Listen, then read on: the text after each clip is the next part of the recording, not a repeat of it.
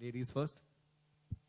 So we're really happy. There were some roadblocks to the film releasing, and finally, अब 30th को film release हो रही है, and we're glad that all of you have come. Sorry to have kept you guys waiting. KK was supposed to be here, but he's had a tragedy in his family, because of which he's not making it right now. He's actually trying to make it, but he's kind of at a little distance away. So he's driving. We may still see him, but we're not certain that he'll make it in time. Please feel free to ask us whatever you want. Manish, our director, is here, who's been at it for 11 months. And we're really, really, really happy that the film is coming out on the 30th. Please feel free to ask us whatever you like. No, that's the wrong term, actually. I am not here to take vengeance or seek vindication. I'm just relieved that finally the film is releasing. सबने ही बहुत effort डाला है इसमें. पिछले 2-3 साल से हम सब लगे हुए हैं. सारे technicians, cast, the producers, the distributors, Viacom 18, सब हम बहुत मेहनत कर चुके हैं इस पे. तो ये मुझे ये रिलीफ है कि अभी फिल्म फाइनली रिलीज हो रही है. तो इसमें विंडिकेशन जैसा कोई नहीं है. मुझे किसी से कोई गिला शिकवा नहीं है. मैं ये भी कहना चाहूंगा, मुझे इस मोमेंट पर ऐसा कुछ लग रहा है कि मेरे पिछले 11 महीने की तपस्या भी पूरी हुई है. क्योंकि पिछले 11 महीने से मैं बस कोर्ट कचहरी के चक्कर ही मारता आया हूं. मैंने कोई काम नहीं किया, कोई फिल्म लिखी नहीं, कोई फिल्म बनाई नहीं. बस इसी मामले में मैं लगा हुआ था. तारीख पे तारीख. तो 11 महीने के बाद ये जो मेरी मेहनत है, कोर्ट में जो हमने काम किया, वो अभी उसका फल अभी मिला हमें. तो बस I am grateful to the Indian judiciary कि उन्होंने जस्टिस किया है. मनीष, पूरा ब्रीफ जानना चाहेंगे, कौन सा केस था, कैसे? दरअसल हमारी फिल्म रेडी थी, जनवरी 2014 में रेडी हो गई थी. तो हम मार्च में रिलीज का देख रहे थे. तब हमारे पर फरवरी 2014 में ये केस हुआ. ये केस किया था मिसेस नुपुर तलवार ने, ये कहकर कि हमारी फिल्म उनकी बेटी आरुषि के मर्डर पर ऐसा इनका ये आरोप था. तो उसके खिलाफ फिर केस हुआ, फिल्म के खिलाफ high court, Bombay high court में केस हुआ. और तब से अब तक हम केस लड़ते ही आए हैं.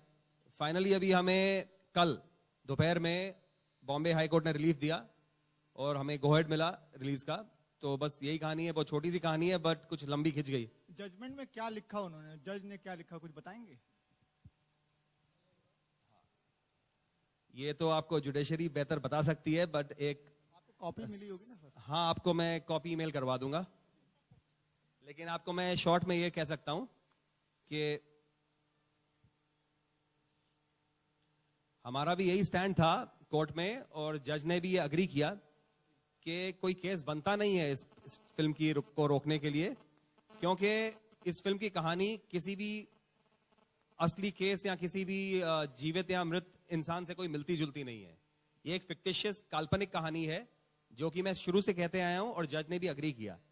तो बस यही है. आपने उनको फिल्म भी दिखाई थी, स्क्रीनिंग की थी मार्च में पिछले साल, क्या कुछ ऐसा किया था आपने? जी, मैंने स्क्रीनिंग करवाई थी.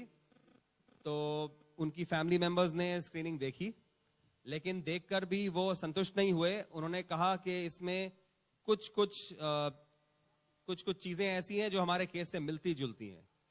तो मैंने ये बस यही कहा कि हमारी कोई इंटेंशन नहीं है आपके केस पे फिल्म बनाने की. हमने एक काल्पनिक कहानी बनाई है. तो लेकिन वो फिर भी संतुष्ट नहीं रहे और वो फिर भी केस लड़ते रहे. इसका आपसे जानना चाहूंगा, आप कितना रिलीफ महसूस कर रहे हैं? कहाँ? मैं इधर हूँ. सवाल कहाँ? इधर. रहस्य एक बहुत ही ग्रिपिंग स्टोरी है. I am very proud of the film. जब मैंने फिल्म देखी, मनीष ने एक खुफिया तौर से DVD मुझे भेजी. अपने असिस्टेंट को मेरे घर के नीचे वेट करवाया और कहा कि जैसे फिल्म देख लो, DVD नीचे भेजो. तो इस तरीके से ये काम हुआ. और जब मैंने फिल्म देखी तो आई वॉज शूट करने और फिल्म के देखने के बीच में there was about a years gap, जैसे मनीष ने बताया. अभी थोड़े ही दिन पहले देखी. आई वॉज अमेज्ड, क्योंकि आप एक वक्त बीत जाता है, आप और फिल्में शूट करते हैं. और I saw the film and I was so happy at the way it's so tight. मुझे एंड पता है, मुझे पता है क्या होता है, फिर भी I was gripped with what was going on. It is going to be a very very gripping and interesting watch. मुझे बहुत अफसोस हो रहा था क्योंकि फिल्म्स एक तरह से सॉफ्ट टारगेट होती हैं, जिसका मन करता है वो कोर्ट केस कर देते हैं फिल्म पे, और क्योंकि फिल्म एक वीकेंड या 2 वीकेंड्स पे फिलहाल जो हाल है कि 2 वीकेंड्स या 3 वीकेंड्स पे एक फिल्म की रिकवरी होती है, बहुत सारा पैसा लगा होता है, उससे भी ज्यादा मेहनत लगी होती है, तो लिटरली आई वॉज डिप्रेस्ड क्योंकि जब मुझे पता चला कि 30 तारीख को हमारी फिल्म रिलीज होने वाली है और फिर कुछ ही दिन पहले उसके पब्लिसिटी का जब हमने दौर शुरू किया तो हमें पता चला कि रिलीज नहीं हो पा रही है, I was so depressed, but I just kept quite क्योंकि मुझसे ज्यादा मैं तो और भी फिल्में कर रही हूँ, पर मनीष एक ही फिल्म कर रहे हैं और वो इस फिल्म के ऊपर ही पिछले 11 महीने से लगे हुए हैं, और ये 11 महीने शूटिंग में नहीं थे, लिखने में नहीं थे, ये कुछ बेकार की बातों में लग गए. तो I just feel that there should be some kind of a law or some kind of rule which prevents this kind of targeting of films. जिसका मन करता है उठ के कोर्ट केस कर देते हैं on a film, और फिर फिल्म मेकर्स जो हैं, whether they are actors or producers or directors, वो पागलों की तरह भाग रहे होते हैं because उनके लिए वो वीकेंड या वो रिलीज डेट बहुत अहमियत रखती है. That's my honest feeling. Actually आप लोगों ने जितने भी कैरेक्टराइजेशन किए हैं वो लगभग मिलते जुलते हैं. हेमराज का भी कैरेक्टर आपने इस फिल्म में डाला है, तो कहीं ना कहीं उससे मिलता जुलता कैरेक्टर है, तो इस पे आप क्या कहना चाहेंगे? और आरुषि हत्याकांड के बारे में आपका क्या टेक है personally? Aarushi murder case was something which gripped the entire nation. अब भी अगर लोग उसके बारे में बात करते हैं तो लोगों को एक जानने की जिज्ञासा होती है कि उधर क्या हुआ, क्या था. It's a real life happening जो हमारे सामने हम लोगों की नजरों के सामने हुई है. आप मीडिया ने इसके बारे में बहुत बातें की हैं, पर एक काल्पनिक कहानी जो मनीष ने लिखी और जो मुझे सुनाई, तो उसका कोई लेना देना नहीं है उससे. कुछ चीजें मिल सकती हैं, नहीं भी मिल सकती हैं. I mean I don't know that, मुझे तो नहीं लगा. अगर आपको ऐसा लगता है तो आई मीन आपने फिल्म देखी है? हाँ, पर आप देखिए फिल्म और then you take a call कि अगर आपको लगता है कि ऐसा है. मुझे नहीं लगता, आई डोंट थिंक मनीष को लगता है.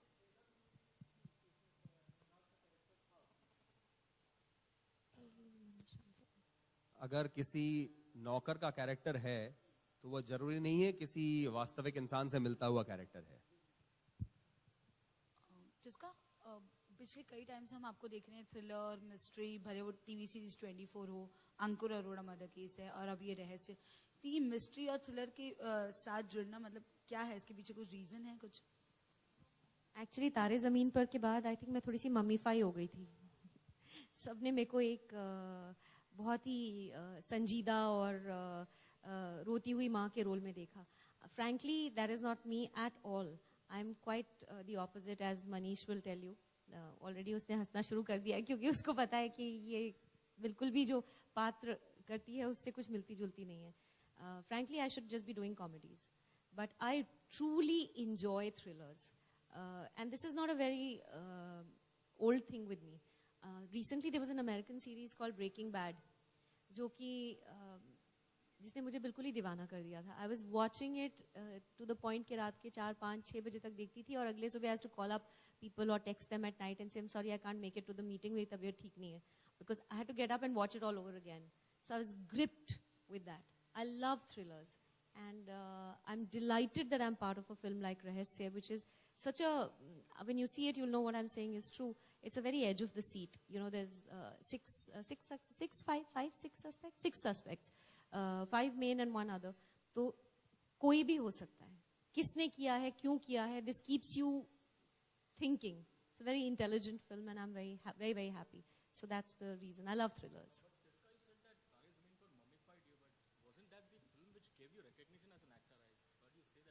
It did, of course it did, and I will always be thankful for that. But ये आप लोगों की का काम है कि एक ही रोल में आप फिर ऐसे एकदम चिपक जाता है वो आपको. And that's kind of not the way any actor wants to go about their life. They want to, आप as a actor you can't, like a singer singing in one rag. Imagine how dull. Imagine if you had to do only one kind of story for the rest of your journalistic career.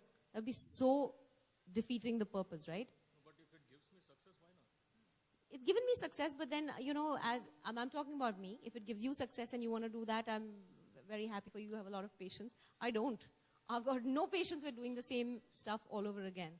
I want to do different things, and I want to do mad and crazy and different things. That's why I became an actor. Otherwise, I'd be in a 9-to-5 job. Manish, मेरा सवाल आपसे ये है कि आपकी film 1 साल late हो गई है, तो क्या आपने ये सोचा है कि तलवार फैमिली के खिलाफ आपको कुछ करना है, या उनके लिए आपका क्या टेक रहेगा, क्योंकि उनकी वजह से आपका वक्त काफ़ी बर्बाद हुआ है। जी, बट मेरा मानना है जैसे an eye for an eye makes the whole world blind. तो कोई बदले की भावना रख के हमें कोई उससे फायदा नहीं होगा। लेकिन जैसा कि आपने कहा, आपने बिल्कुल ठीक कहा, हमें बहुत बहुत भारी नुकसान हुआ है। हमें नुकसान इस हद तक हुआ है कि उस नुकसान का हम कभी वापस हमें इट्स इररिपेरेबल, वो कभी वापस नहीं आ सकता। जैसे कि मैं आपको बताता हूं, मेरे 11 महीने इस केस को लड़ने में गए। उस दौरान मैंने कोई और काम नहीं किया, मैं और कोई काम कर नहीं सका। अब मेरे जिंदगी का ये 1 साल जो गया है, ये मुझे वापस नहीं मिल सकता। चाहे कुछ भी हो जाए, कोई भी कॉम्पनसेशन हो, ये एक साल है जो मेरा टाइम का, वो मुझे वापस नहीं मिल सकता। तो ये इररिपेरेबल है। जो प्रोड्यूसर को और डिस्ट्रीब्यूटर को नुकसान हुआ है वो भी इररिपेरेबल है। मैं आपको समझाता हूं। हमने एक प्लान बनाया था कि हमको एक सर्टेन डेट पर रिलीज करनी है, लेकिन वो हो नहीं पाया, केस की वजह से हो नहीं पाया।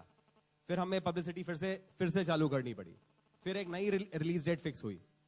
फिर जो हियरिंग थी वो इतनी करीब आ गई थी रिलीज डेट से कि हमने सारी एडवर्टाइजिंग रोक दी। केस की वजह से हमने सारी एडवर्टाइजिंग रोक दी। फिर जब हम केस जीते तो हमने फिर से चालू की एडवर्टाइजिंग। ये करते करते हमारा सारे फंड्स जो थे पब्लिसिटी के वो खत्म हो चुके हैं। तो इससे जो नुकसान हुआ है बहुत ज्यादा भारी, करोड़ों की तादाद में नुकसान हुआ है। मैं चाहूंगा, मैं किसी से कोई बदला नहीं लेना चाहता हूं, बट मैं ये चाहता हूं, जैसे डिस्का जी ने कहा कि फिल्म्स जो हैं आजकल सॉफ्ट टारगेट बन गई हैं। कोई भी फिल्म है, जैसे पीके ले लो, ब्लैक फ्राइडे ले लो, मेरी फिल्म ले लो, और अनगिनत ऐसी फिल्में हैं जिन पर कोई ना कोई बंदा केस कर देता है। इससे फिल्म मेकर को भी नुकसान होता है, दर्शकों को भी नुकसान होता है, प्रोड्यूसर को नुकसान होता है, फिल्म से जुड़े हर किसी आदमी को नुकसान होता है। जो प्रोड्यूसर्स एसोसिएशंस हैं, हमारी 3 प्रोड्यूसर एसोसिएशंस हैं इंडिया में, हमें मिलकर कुछ ऐसा एक रेगुलेशन बनानी चाहिए कि अगर कोई केस होता है फिल्म पे और अगर उस केस का कोई बेसिस नहीं है तो this should not be allowed, ये अलाउ नहीं होना चाहिए। और अगर कोई करता है ऐसा केस और ये प्रूव होता है कोर्ट में कि उसने गलत केस किया, तो उस पर कोई पेनल्टी लगनी चाहिए। इस तरह से फिल्म्स को सॉफ्ट टारगेट नहीं बनाया जाएगा। तो मैं चाहता हूं कि अगर मेरी फिल्म एक उदाहरण बन सकती है कि ऐसा कुछ किसी और फिल्म मेकर के साथ नहीं हो, तो मुझे लगता है कि मेरा बदला मिल चुका होगा।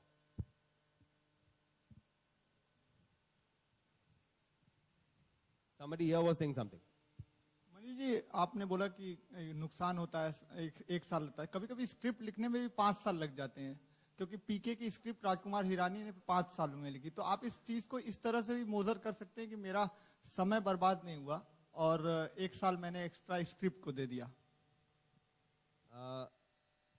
आपने मेरी बात शायद ठीक से सुनी नहीं। मैंने 11 महीने स्क्रिप्ट नहीं लिखी, 11 महीने मुझे कोर्ट में केस लड़ने को लगे। स्क्रिप्ट मैंने कुछ 5 साल पहले लिखी थी।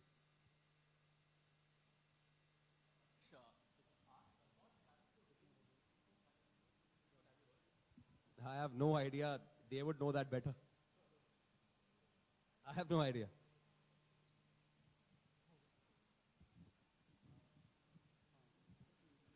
If they do, then there's tremendous respect for the Indian judiciary. As you see, truth has prevailed. Our film is finally releasing on the 30th, and we do hope that whatever next steps that they are planning to take, that Viacom 18, which has a very strong legal team and also always believe in fighting in the right way, will follow the judicial process as recommended by the company. And Manish, the rest of the cast, everybody will exactly follow what the government and the judiciary want us to do, and do it the right way.